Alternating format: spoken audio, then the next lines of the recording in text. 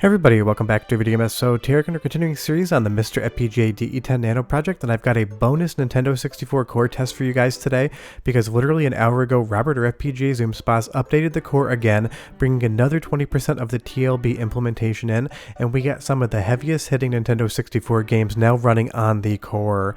Before we get too far involved though, do me a huge favor down below, hit like and subscribe and ring that notification bell, definitely helps us out.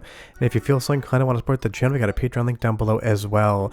But it is time. Paper Mario is here and it is working. Now the question is, can you play this game to completion? We have absolutely no idea, because I am doing this voiceover an hour and 10 minutes after this capture was done, so we don't really know. It's going to take probably a day or two to find out. But the most spectacular thing is this game is now playable on the core, because this is one of the games that everyone keeps asking to see tested, and for the longest time I had to tell everyone that the TLB implementation was not yet in the core, so the game would not work. Technically there was ways to trick it into working, but the minute you had any effects like running in the game and the dust would come up, it would crash because of the lack of TLB implementation. Now you can see this game is just working exactly as you would expect, at least up until the point in time that this capture started. And this is one of the best Paper Mario games in my opinion, only eclipsed by the GameCube version Thousand Year Door. But in my testing, in the preliminary areas here, everything seems to be looking fine, working fine, and sounding fine. But it'll be interesting in the next couple days to see, as Thanksgiving goes on in the US and people test this, how far they can get and to see whether or not this game is completable. But it's so much fun to see this TLB implementation come in real time, and Robert stated that he's about 40% done. But just so you guys know, things like GoldenEye and Conker's Bad Fur Day technically boot, but they run the CPU at like 0.25% of its native clock speed. That will improve, but right now they technically do work, but you cannot play them whatsoever. But seeing Paper Mario draw onto the screen here is just such a revelatory experience.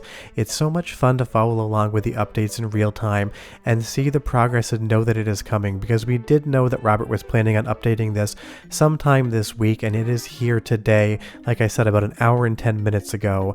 And there's so many good games that have started to work because of this core update, and I will leave a link to all of them below in the text description just so you guys can see what is there, because not every single game I am testing today.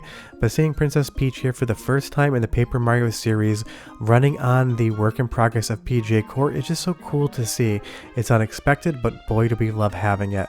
Now moving on to the game that I've been waiting to play on the core for the longest time, even if I own it on an original copy, both this and Legacy of Darkness, is Castlevania 64.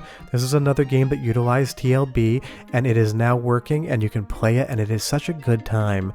Don't listen to what the internet says. This is a very good game. You just need to understand what it expects out of you to be able to fully enjoy it.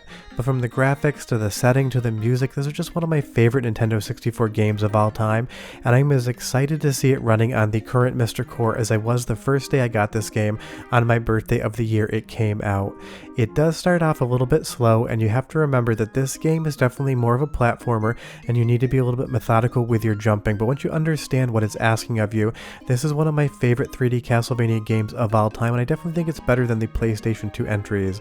But right here, I have seen this game play so many times, and in my brief period of time looking at this capture, again, I don't see anything that looks wrong. But do be aware I am doing this voiceover less than an hour and a half after the core came out, so it's going to take me some days to go through things and really pixel peep everything and see what's going on. But if you see anything whatsoever in the capture, leave me a comment down below and tell me if you notice it. It'll help me out in the future. But again, up until today, this was a game that you just could not run on the core. There was no patching the TLB out, there was no skips that we could get past, it was just a no boot situation. And I love this skeleton here with the 2 frames of animation as he throws his jaw open. It is a really fun way to lead into the world of Castlevania in 3D, and seeing it running on the current core, this is a big Thanksgiving gift. I know Robert said one playable game by Christmas, but we have basically like 92% of the playable games by Thanksgiving, including Castlevania 64, which I love, and the sound is perfect as well. Listen, and I'll be right back.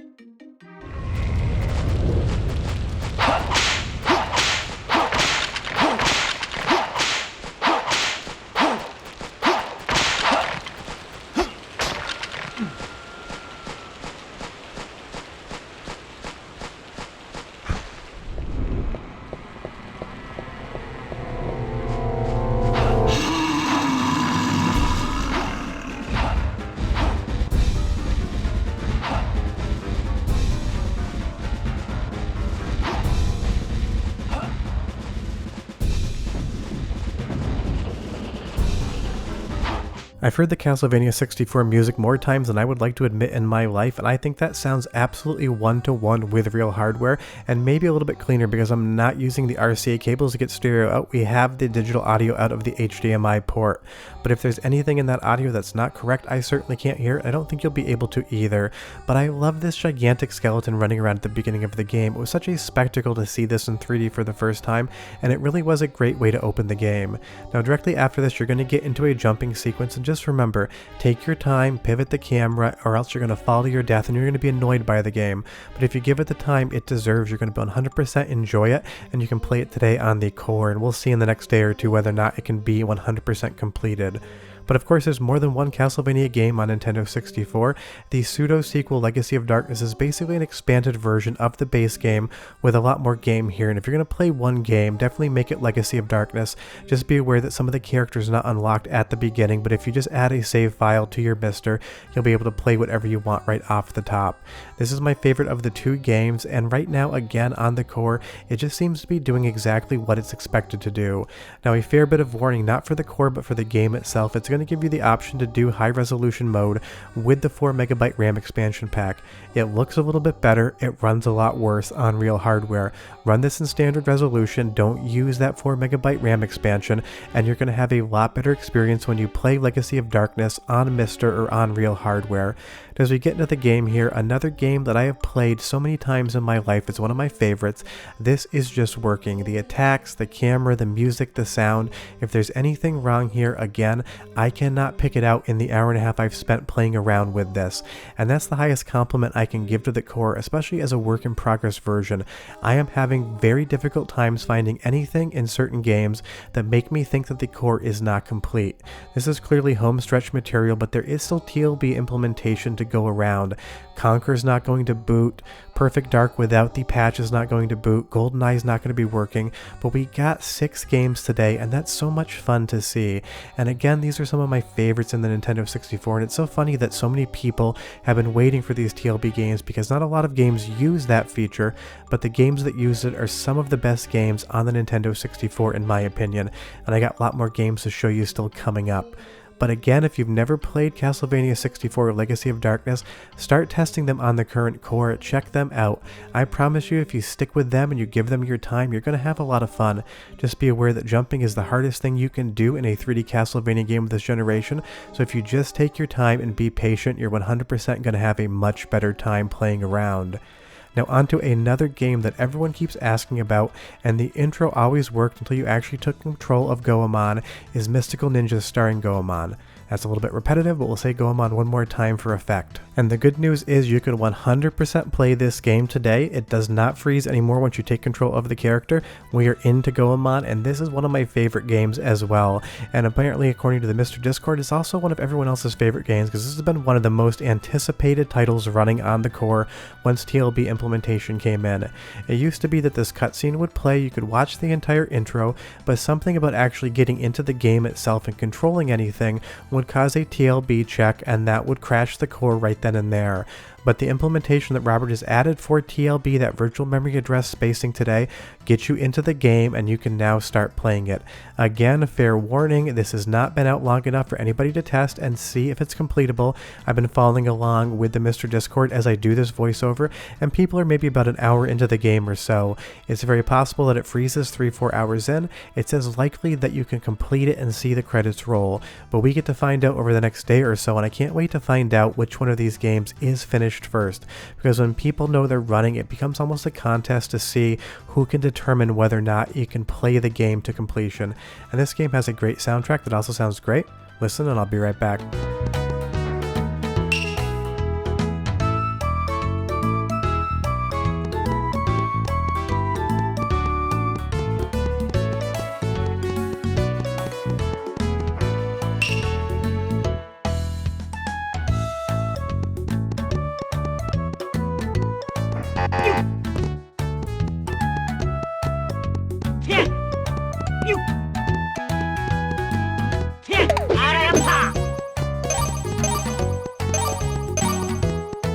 It's such a fun soundtrack and it perfectly fits the game, and again, if you've never played this before, definitely check it out. It is not one of those games that gets mentioned on every single best Nintendo 64 game of all time list. I feel like it shows up on about 50% of them, but this is a big adventure. It's like a 3D action platformer with light RPG elements in it, and it's absolutely going to engross you, and you're going to have a ton of fun with it. And as far as the graphics, the sound, the presentation here, again, it's a game that I've played a lot of, and I don't see anything that's bothering me whatsoever. It's so accurate. I miss this jump, just like I missed the jump on real hardware. It just seems to be a timing thing that I never get correct. Now moving on to some of my other favorite games, you know if you watch the channel, I absolutely love Bomberman Hero, but Bomberman 64 is also an incredible game, just not quite up to the Hero standard as far as I'm concerned, but leave me a comment down below and tell me what your favorite 3D Bomberman game is, because I would be curious. The good thing is, just like Bomberman Hero before, and just like all the other games I've currently shown, this is now booting on the core and you can get in and start playing. After I'm done with this voiceover and I get the video out at 4, it's going to be the first thing I decide to play tonight until we get to Thanksgiving, and I might do Second Attack directly after that. That's how much I love these games. They are charming, they're unique, they have a lot of fun flair, and having Bomberman in 3D was so awesome, even though all the 2D games are incredible as well. But again, this is a game that I have played so many different times in my life, from back in the day being a kid up through adulthood, and the fact that it's on MiSTer now has me as hyped to play it as it was when I got it for the first time. And it's funny that 2 of the 3 Bomberman games use TLB, but Bomberman Hero did not. Even though they were all developed by the same company, it's kind of interesting what games would utilize that feature and what games wouldn't.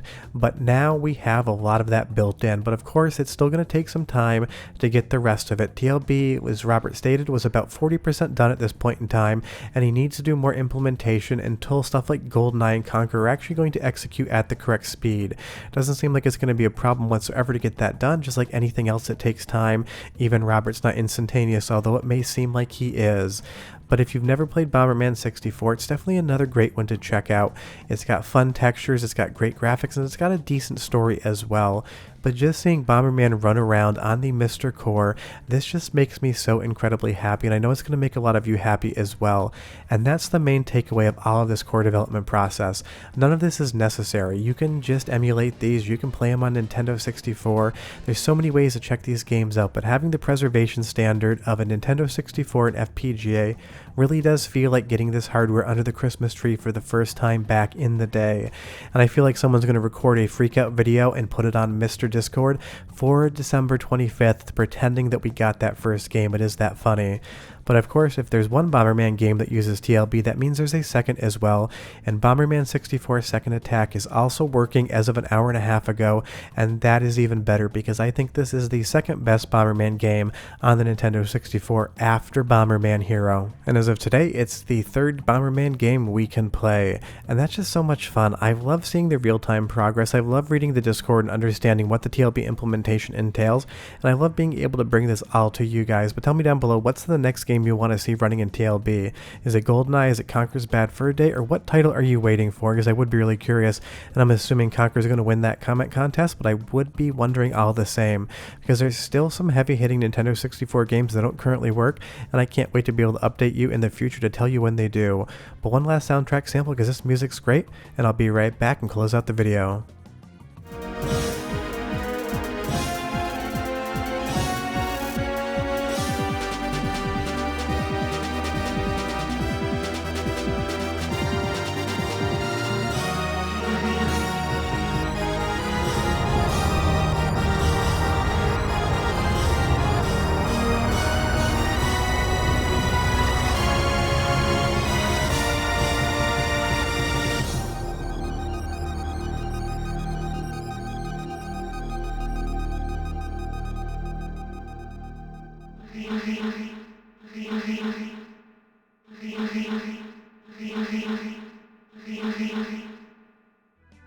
So yeah, it's just Bomberman 64 Second Attack the way you remember, and this is a very rare game as well. If you buy the Japanese version, it's not that expensive, but if you want a North American copy, you better bring your wallet because it's going to be in the multiple hundreds of dollars. And while I may own it, I've owned it for like 15 or 20 years at this point in time. I think I maybe paid about $10 back in the day.